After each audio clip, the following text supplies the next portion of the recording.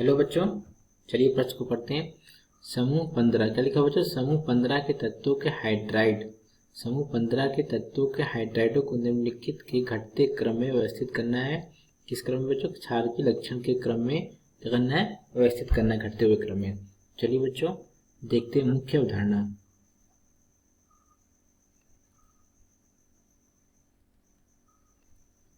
मुख्य अवधारणा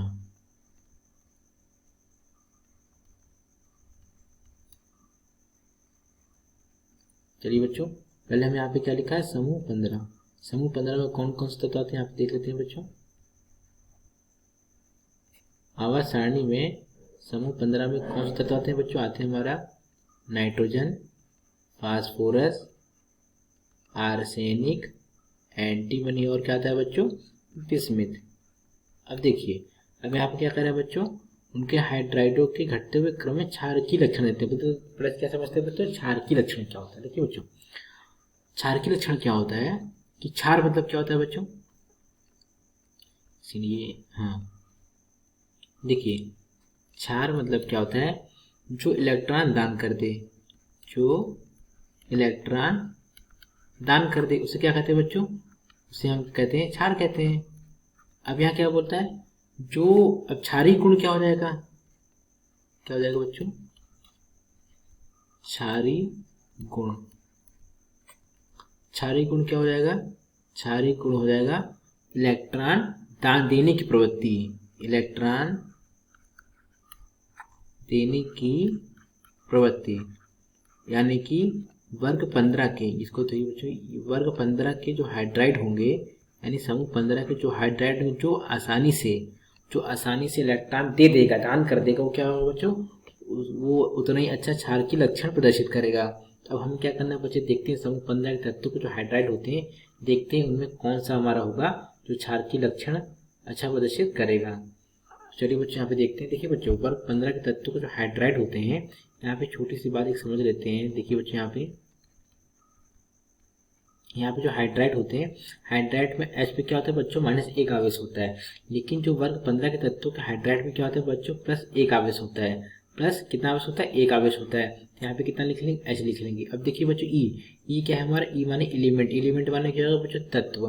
तत्व पे देखिए बच्चों, हमारा जो पर समूह 15 के तत्व है, ये 3 ऑक्सीकरण अवस्था प्रदर्शित करती है। +3, +5 और -3 होता है। और इसका इलेक्ट्रॉनिक विन्यास क्या होता है बच्चों? बारीक कक्षा का NH2 होता है, NP3 होता है। अब NP3 में कितने होते हैं बच्चों?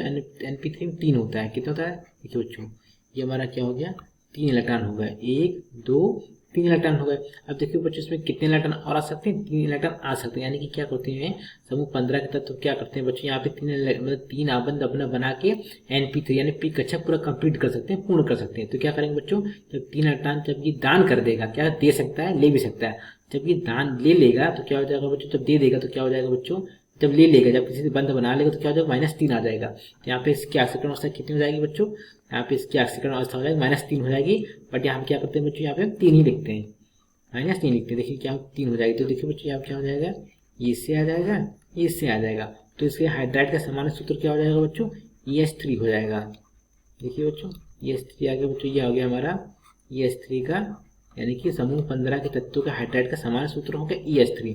अब देखिए, चलिए अब लिख लेते हैं बच्चों। नाइट्रोजन के हाइड्राइड को क्या बोलते हैं बच्चों? अमोनिया बोलते हैं। और इसमें फास्फोरस के हाइड्राइड को क्या बोलते हैं बच्चों? फास्फीन बोलते हैं। आर्सेनिक के हाइड्राइड को क्या बोलते हैं बच्चों?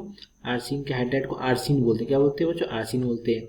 एंटीमनी यानी कि एंटीमनी के हाइड्राइड को क्या बोलते हैं बच्चों?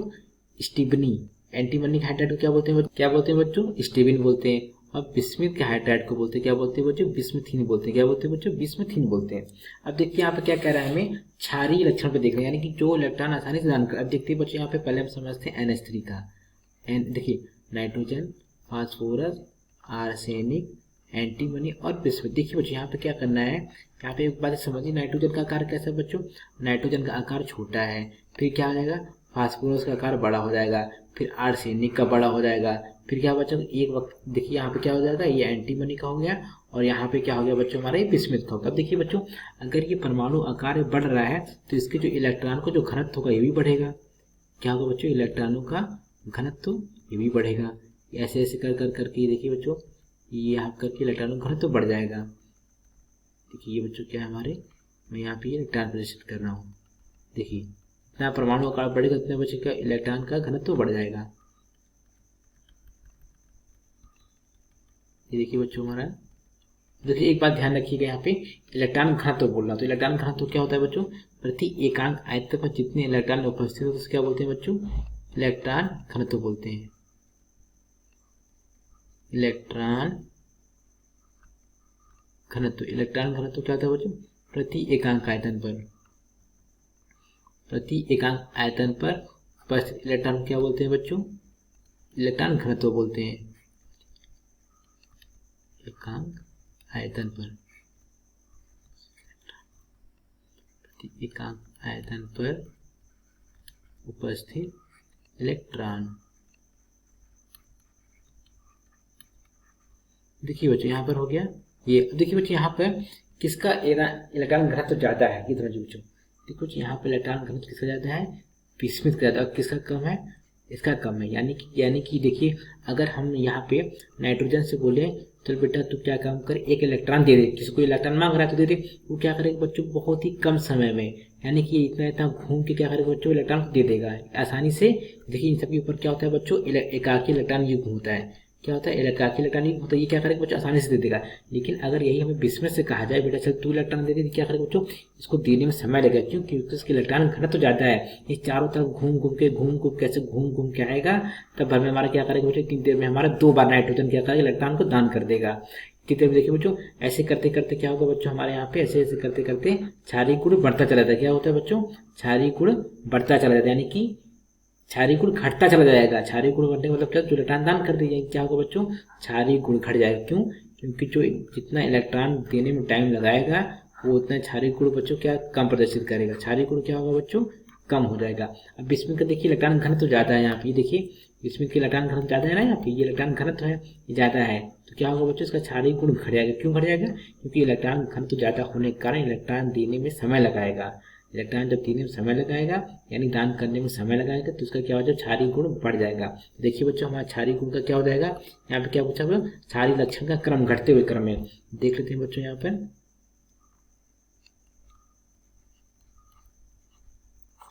क्षारकीय लक्षण, क्षारकीय लक्षण क्रम क्या हो जाएगा बच्चों, ये हो जाएगा हमारा यहाँ पे NH3 मतलब अमोनिया हो जाएगा।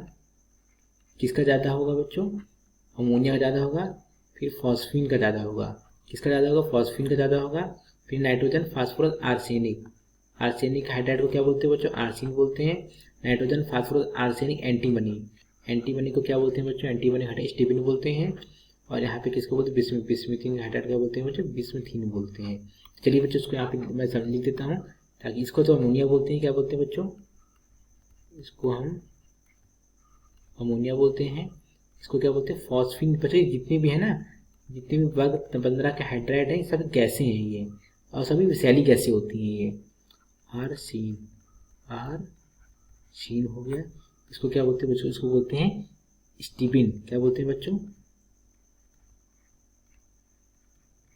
स्टीबिन बोलते हैं। और ये बिस्मिथ हाइड्राइड को बोलते हैं बिस्मिथीन।